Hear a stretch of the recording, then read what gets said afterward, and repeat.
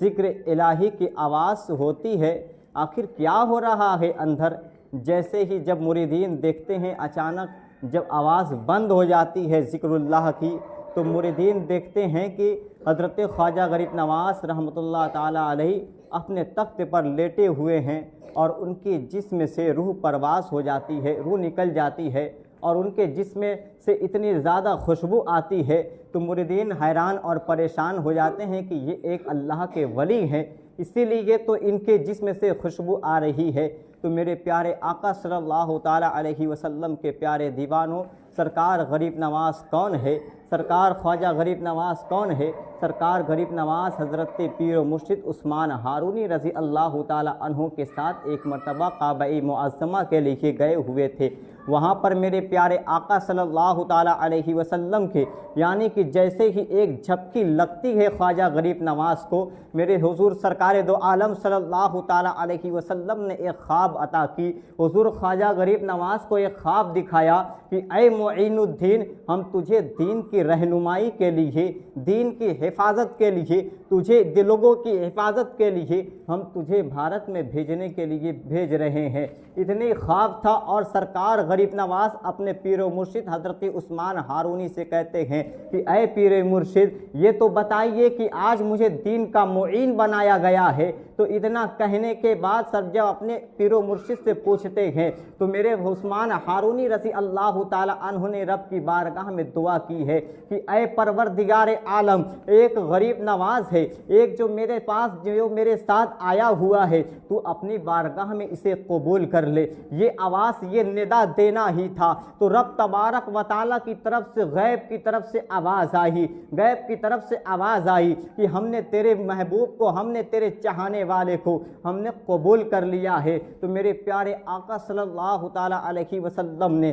میرے پیارے آقا صلی اللہ تعالیٰ علیہ وسلم نے خوابی یعنی کہ خواب کے طور پر جو ایک خواب آیا ہوا تھا، اس میں سارا اس خواب کا مقصد یہ تھا کہ غریب نواز کو ہند کا سارا نقشہ بتا دیا گیا تھا کہ کس محلے سے آپ کو ہو کر گزرنا ہے، کس شہر سے ہو کر آپ کو گزرنا ہے، کس ایران کے شہر سے ہو کر گزرنا ہے، کس جنگلوں سے جا کر آپ کو ہندوستان کی طرف جانا ہے۔ تو میرے پیارے آقا صلی اللہ تعالیٰ علیہ وسلم کا جب دیدار خواب میں کیا تو حضور خواجہ غریب نواز نے جیسے کہ عراق اور ملک شام، یمن کی طرف جیسے کہ آتے ہیں، آنے کے بعد ملک مدینہ شریف سے لے کر ہندوستان میں آتے 20 سال کا عرصہ لگا۔ حضور غریب نواز جیسے ہی بھارت کی سرزمین پہ جب تشریف لائے، بھارت کی سرزمین پہ یعنی کہ پاکستان جس کو پاکستان بنا دیا گیا ہے، پاکستان میں ایک کابل ہے اور ایک لاہور ہے۔ جب حضور خواجہ غریب نواز لاہور تشریف لاتے ہیں تو حضور داتا علی گنج حجویری رضی اللہ تعالیٰ عنہ کی بارگاہ میں بھی حاضری دیتے ہیں۔ تو میرے پیارے آقا صلی اللہ تعالیٰ علیہ وسلم کے پیارے دیوان ہو، جیسے کہ ہندوستان تشریف لاتے ہیں تو اندازہ لگائیے کہ ہمارا عقیدہ ہے کہ سرکار خواجہ غریب نواز زندہ ہے۔ کیونکہ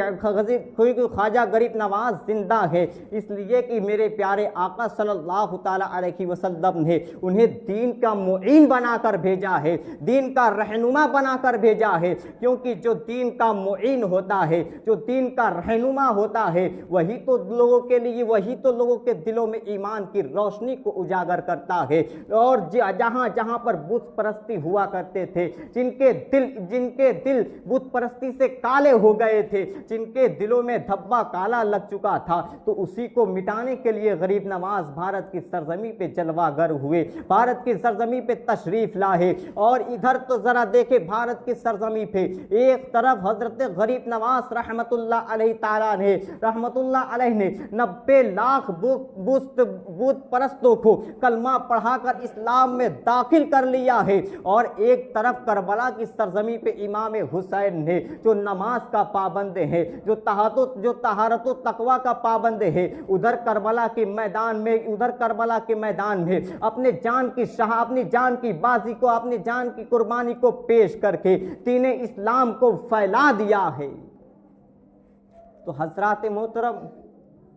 حضرت خواجہ غریب نواز رحمت اللہ علیہ حسنی بھی سید ہیں اور حسینی بھی سید ہیں۔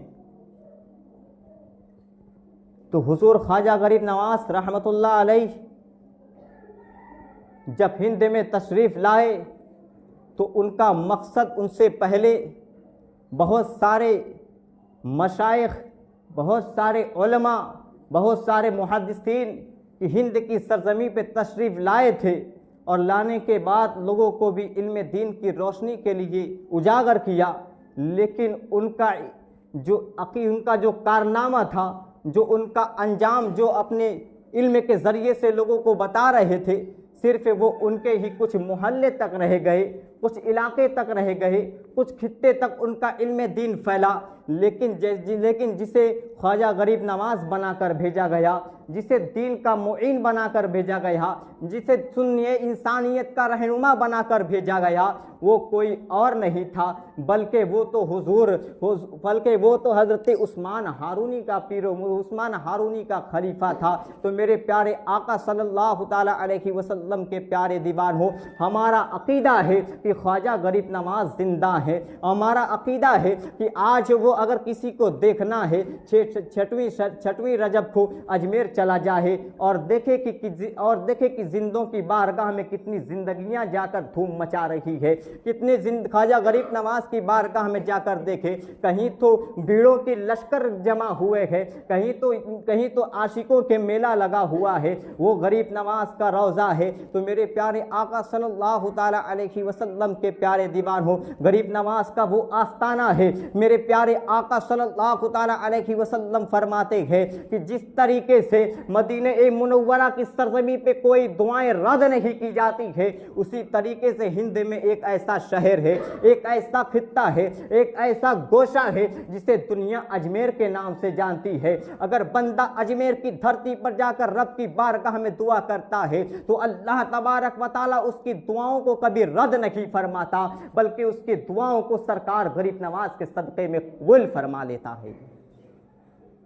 حضرات محترم، آج جو لوگ کہتے ہیں کہ غریب نواز کے آستانے پر جانے سے، درود و سلام پیش کرنے سے، فاتحہ خوانی کرنے سے یہ شرک اور بدعت ہے، تو اندازہ لگائیے، اپنے ذہنوں اور فکر کو اور قریب کیجئے،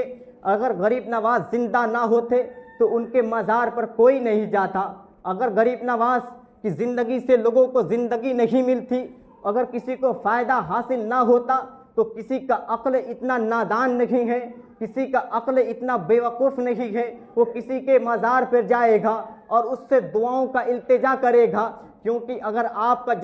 کو جب ان سے فائدہ پہنچتا ہے تب بھی جا کر آپ غریب نواز کے آستانے پر جاتے ہیں، تب جا کر آپ غریب نواز کے چھٹی شریف کا جشن مناتے ہیں، چھٹی شریف کے موقع پر ان کے نام سے احسان ثواب کرتے ہیں، اور کیوں نہیں کرنا چاہیے۔ ہم اہل سنت والجماعت تو غریب نواز کو زندہ مانتے ہیں، اور غریب نواز کو زندہ اس لیے مانتے ہیں کیونکہ ان کے روضے پر جا کر ہاتھ اٹھانے والی جو ہاتھ ہماری اٹھتی ہے رب کی بارگاہ میں قبول ہوتی ہوئی نظر آتی ہے۔ اگر غریب نواز مردہ ہوتے تو ان کے مزار پر کوئی نہیں جاتا۔ میرے پیارے آقا صلی اللہ تعالی علیہ وسلم کے پیارے دیوان ہو، ان بدعقیدوں سے کہہ دو، ان جاہلوں سے کہہ دو، ان مردودوں سے کہہ دو، اگر تمہارا رہنما مردہ ہے اس لیے ان کے مزار پر کوئی نہیں جاتا ہے، اشرف علی تھانوی مردہ ہے اس لیے ان کی چوکھٹ پر کوئی نہیں جاتا ہے، رشید احمد گنگوی مردہ ہے اس لیے اس کی مزار پر کوئی نہیں جاتا ہے،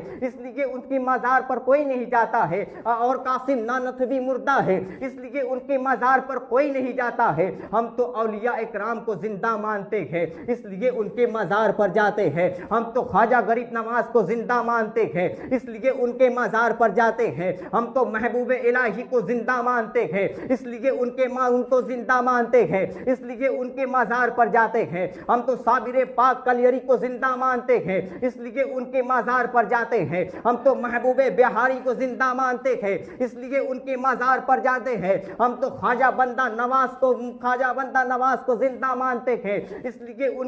ان کے مزار پر جاتے ہیں، ہم تو حضور غوث اعظم کو زندہ مانتے ہیں اس لیے ان کے مزار پر جاتے ہیں، ہم تو حضور صحابہ اکرام کو زندہ مانتے ہیں اس لیے ان کے مزار پر جاتے ہیں، اس لیے ان کے آستانے پر جاتے ہیں، اور ان کی زندگی کی وجہ سے ہمیں زندگی مل رہی ہے، ان کی دعاؤں کے صدقے میں ہمیں یہ کھانا مل رہا ہے, ہمیں ان کے دعاؤں کے صدقے میں ہمیں یہ زندگی کا راستہ مل رہا ہے. اگر ان کی زندگی سے ہمیں نجات نہیں ملتی, اگر ان کی زندگی سے ہمیں فائدہ حاصل نہ ہوتا تو ہم ان کے مزار پر نہیں جاتے, کیونکہ وہ زندہ ہے, اپنے قبر میں زندہ ہے, آج بھی زندہ ہے, اس لیے ہمیں فائدہ حاصل ہو رہا ہے ان کی زندگی کی وجہ سے, اس لیے ہم ان کے آستانے پر جا رہے ہیں. اور ان کی زندگی کے لوگوں, ان کی زندگی کی ہی وجہ ہے کہ لوگوں کو راہ راست مل رہا ہے, لوگ ان کے آستانے پر حاضری دے رہے ہیں. کسی کے باپ کا عرس آتا ہے تو اسے سوشل میڈیا کے زمانے سے بتا دیا جاتا ہے,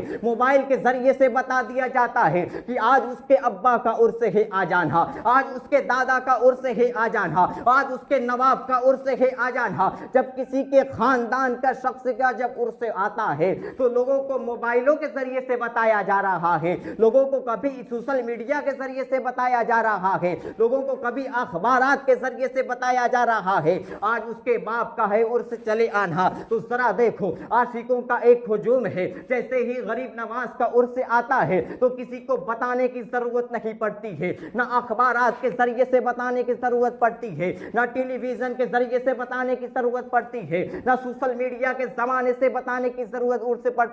بتانے کی ضرورت پڑتی ہے. جیسے کہ رجب المرجب کا ایک چاند نظر آ جاتا ہے تو عاشقوں کا ہجوم خواجہ غریب نواز کی بارگاہ میں اپنے عشق کا اس طریقے سے اظہار کرتا ہے. بریلی کے تاجدار یوں پکار کر کہتے ہیں کہ تو زندہ ہے واللہ, تو زندہ ہے واللہ, میری چشم عالم سے چھپ جانے والے. حضرات محترم, کیا خواجہ غریب نواز کوئی عام ہستی ہے؟ کوئی عام ہستی خواجہ غریب نواز نہیں ہے. شب معراج کے شب جب میرے پیارے آقا صلی اللہ تعالیٰ علیہ وسلم جب معراج کی رات میں آسمان کا جب سفر کر رہے تھے, براق پر جا رہے تھے, تو براق جیسے ہی ساتویں آسمان کے آگے جانے کے بعد کہنے لگا کہ اے مولا, اس کے آگے ہماری حد نہیں ہے, اس کے آگے میری جانے کی ہمت نہیں ہے, اگر میں اس کے آگے چلا جاؤں گا تو میرے پر جل کر خاک ہو جائیں گے, میرے پر جل کر راکھ ہو جائیں گے, اس کے آگے جانے کی مجھے اجازت نہیں ہے. تو میرے پیارے آقا صلی اللہ تعالیٰ علیہ وسلم نے ایک روحانی فرشتہ دیکھا اور کہنے لگے کہ جب میں شب معراج کی رات جب سفر کرنے کے لیے آگے بڑھا تو میں نے دیکھا کہ ایک نورانی شکل صورت والے, ایک نورانی چہرے والے آ کر میرے قدم کو اپنی گردن پر رکھ لیا. تو میرے پیارے آقا صلی اللہ تعالیٰ علیہ وسلم نے یوں ارشاد فرمایا کہ اے پروردگار عالم, میں تو حیرت میں تھا کہ جس رات میں معراج کی سفر کے لیے طے کر رہا تھا, اس وقت میں نے دیکھا کہ میرا قدم اپنے کاندھے پر رکھنے والا کون تھا, کہ رب کی طرف سے غیب دانہ آواز آتی ہے کہ اے میرے محبوب, اے سارے نبیوں کے سردار, جس طریقے سے میں نے تجھے سارے نبیوں کا سردار بنا کر بھیجا ہے, اسی طریقے سے میں نے ایک دنیا میں ایک ایسا ولی جو سارے ولیوں کا سردار بنا کر, جسے دنیا پیرے پیرا کہتی ہے, جسے دنیا میرے میرا کہتی ہے, جسے دنیا شاہ جیلا کہتی ہے, وہ کوئی اور نہیں بلکہ بغداد کا شہنشاہ پیرانے پیر روشن ضمیر بڑے پیر دستے گھر حضور خواجہ حضور غوث اعظم رضی اللہ تعالی عنہ ہے, حضور غوث اعظم رضی اللہ تعالی عنہ ہے. میرے مصطفیٰ جان رحمت کے قدم کو اپنے کاندھے پر رکھا ہے, اور جیسے ہی حضور سرکار غوث اعظم کی ولادت ہوتی ہے اور مصطفیٰ جان رحمت کا قدم لوگوں نے دیکھا کہ غوث اعظم کے کاندھے پر حضور سرکار دو عالم کا قدم موجود, قدم کے نشانات موجود ہے, تو میرے پیارے آقا صلی اللہ تعالیٰ علیہ وسلم کے پیارے دیوانوں اندازہ لگا ہو غوث اعظم زندہ ہے کہ نہیں ہے. تو میرے پیارے آقا صلی اللہ تعالیٰ علیہ وسلم کے پیارے دیوان ہو, جس طریقے سے ہم اپنے پیارے آقا محمد عربی صلی اللہ تعالیٰ علیہ وسلم کو زندہ مانتے ہیں, اسی طریقے سے ہم غوث اعظم کو بھی زندہ مانتے ہیں, خواجہ غریب نواز کو بھی زندہ مانتے ہیں. تو ایک نظر جیسے کہ میرے غوث اعظم رضی اللہ تعالیٰ ताला अन्हो ने एक मकाम पर फरमाया, कदमी हाज़े की आला रकाबतिन कुल्ली वलील्लाह, कि मेरा ये कदम तमाम वलियों की गर्दनों पर है। तो मेरे प्यारे आका सल्लल्लाहु ताला अलैहि वसल्लम के प्यारे दीवान हो, एक तरफ ख्वाजा गरीब नवाज रहमतुल्लाह अलैहि ताला की, एक तरफ इसके इतना शबाब पर था। तो ख्वाजा गरीब नवाज ने यूं इरशाद फरमाया, बल अला आईनी रआसी, कि मेरे प्यारे आका सल्लल्लाहु ताला अलैहि वसल्लम के प्यारे दीवान हो, बल अला आईनी रआसी, यानी कि गौसे आज़म, ऐ गौसे आज़म, कि आपका कदम सिर्फ मेरे सर और आंखों पर नहीं, मेरे कांधे पर नहीं, बल्कि आपका कदम मेरी आंखों पर भी है, मेरे आंखों पर भी है, मेरे कांधे पर भी है, मेरे सर पर भी है, मेरे सीने पर भी है, मेरे जिगर पर भी है। तो इसीलिए इमाम इश्क मोहब्बत ने बरेली के सरजमी से पुकार कर कहा है, ये सर है, ये आंखें हैं, ये दिल है, ये जिगर है, जहां चाहे रख दो कदम गौसे आज़म। हजरात मुहतरम, ये गौसे हुजूर ख्वाजा गरीब नवाज ने ये फरमाया कि सिर्फ आपका कदम मेरे कांधे पर नहीं, बल्कि मेरे जिस्म पर, मेरे कांधे पर, मेरे सीने पर, मेरे आंखों पर, मेरे जिगर पर, मेरे पेशानी पर। तो मेरे प्यारे आका सल्लल्लाहु ताला अलैहि वसल्लम के प्यारे दीवान हो, अगर हुजूर ख्वाजा गरीब नवाज जिंदा ना होते तो ये ना फरमाते, बल्कि जिंदा है, उनका इश्क शबाब पर था। तो गौसे हुजूर ख्वाजा गरीब नवाज ने भी कह दिया कि आपका ये कदम सिर्फ मेरे कांधे पर नहीं, बल्कि मैं आपका ये कदम मेरे जिस्म पर है, मेरे सीने पर है, मेरे दिल पर है, मेरे जिगर पर भी है। उसी तरीके से गरीब बरेली के आला हजरत ने भी यूं फरमा दिया है, ये दिल है, ये जिगर है, ये सर है, ये आंखें है, जहां चाहे रख दो कदम गौसे आज़म। तो हजरात मोहतरम, हुजूर ख्वाजा गरीब नवाज रहमतुल्लाह अलैहि ताला की जब छठी शरीफ का वक्त आता है, तो छठी शरीफ के वक्त में उनके मुरीदीन ने देखा कि उनके जिस्म अतहर से खुशबू आ रही है, उनके जिस्म से इतनी ज़्यादा खुशबू आ रही है। तो मेरे प्यारे आका सल्लल्लाहु ताला अलैहि वसल्लम के प्यारे दीवान हो, आज देखो कि गली गली में पीर नजर आ रहे हैं। आज कोई पीर ना अपने आप को कुछ भी नाम दे रहा है, कोई लोटा पीर तो कोई सोटा पीर, कोई कुछ भी पीर बनकर तैयार हो जा रहा है। तो मेरे प्यारे आका के दीवानों, मैं आपको बतलाना ये चाहता हूँ कि किसी आप ऐसे जाहिलों के हाथ में अपना हाथ ना दे, किसी आप बेनवाजी के हाथ में अपना हाथ ना दे, किसी आप तकवा तहारत के हाथ वाले हक लोगों के हाथ में अपना हाथ ना दे। अगर आपको अपना पीर ही अगर आपको अपना पीर ही चाहना है, आप अगर अपना पीर ही चाहते हैं, तो एक ऐसे नेक इंसान को अपना पीर समझिए जिसे दुनिया ताजुश शरिया कहती है, जिसे दुनिया हुजूर मुफ्ती आज़म हिंद कहती है, जिसे दुनिया हुज्जतुल इस्लाम कहती है, जिसे दुनिया मुफस्सिर आज़म कहती है, जिसे दुनिया हुजूर मुस्तफ़ा रज़ा खान कहती है, जिसे दुनिया अख्तर रज़ा खान कहती है। अगर आपको अपना हाथ ही देना है तो हुजूर ताजुश शरिया के हाथ में दे दो, हुजूर सरकार आला हजरत के हाथ में दे दो, हुजूर मुफ्ती आज़म हिंद के हाथ में दे दो। आज के लोग नए नए पीर बनकर नजर आ रहे हैं, कोई जाली पीर है, आज थोड़ा सा इल्म दीन हासिल करने के बाद पीर बन जा रहा है। आज कोई पगड़ी और साफा बांध लेता है, लोग उसे पीर समझ रहे हैं। आज अंगूठियां में 12 हाथों में अंगूठियां पहन ले रहा है, उसे लोग पीर समझ रहे हैं। जिसे शरीयत मुताहिरा का पाबंदी मालूम नहीं है कि अगर ये शरीयत में सिर्फ एक अंगूठी जायज है और वो भी 4 मासे की जायज है, तो आज 12 अंगूठी पहनने वाला कोई पीर हो सकता है। आज लाल टोपी काला टोपी पहनने वाला, जिसको इल्म के मुताबिक कोई नॉलेज नहीं है, कोई एजुकेशन नहीं है, तो मेरे प्यारे आका सल्लल्लाहु ताला अलैहि वसल्लम के प्यारे दीवान हो, पीर वही हो सकता है जो आलिम दीन होगा, जो शरीयत के मुताहिरे पर अमल करने वाला होगा, जो तकवा और तहारत का जानने वाला होगा, जिसके अंदर इतनी सलाहियत हो, जो सही और गलत के दरमियान को फामले को, यानी कि सही और गलत के दरमियान के फासले को दूर कर ले और लोगों को हक्कानियत का रास्ता दिखा दे। पीर वही होगा जिस तरीके से गौसे आज़म पीर है, जिस तरीके से ख्वाजा गरीब नवाज पीर है। तो मेरे प्यारे आका सल्लल्लाहु ताला अलैहि वसल्लम के प्यारे दीवान हो, आप ऐसे लोगों के हाथ में अपना हाथ दे जिसका निस्बत सरकार गौसे आज़म से लेकर मदीने वाले आका सल्लल्लाहु ताला अलैहि वसल्लम तक जुड़ा हो, तब जाकर आपको निजात मिलेगी, वरना आपको निजात नहीं मिल सकती है। तो मेरे प्यारे आका सल्लल्लाहु ताला अलैहि वसल्लम के प्यारे दीवानों, میں نے جو چند منٹ گفتگو کی تو اللہ تبارک و تعالیٰ اس گفتگو پر ہم سبھی کو عمل کرنے کی توفیق عطا فرمائے، اور اس گفتگو میں جو کچھ کہنے سے رہ گیا انشاءاللہ پھر کبھی گفتگو کریں گے، کسی قسم کی خامی کا لفظاً رہ گئی تو اللہ تبارک و تعالیٰ معاف فرمائے۔ استغفر اللہ ربی من کل ذنب واتوب الیہ والآخر دعوانا ان الحمد للہ رب العالمین۔ زندگی ہے، زندگی یوں ہی نہیں ہے، زندگی کے لیے جینا مرنا ہے سب کچھ نبی کے لیے، نہ سمجھ مرتے ہیں زندگی کے لیے، نہ سمجھ مرتے ہیں زندگی کے لیے، زندگی ہے نبی کی نبی کے لیے، ہر صبح زندہ ہے ہر شام زندہ ہے، میرے دل کی تختی پر نبی کا نام زندہ ہے۔ السلام علیکم۔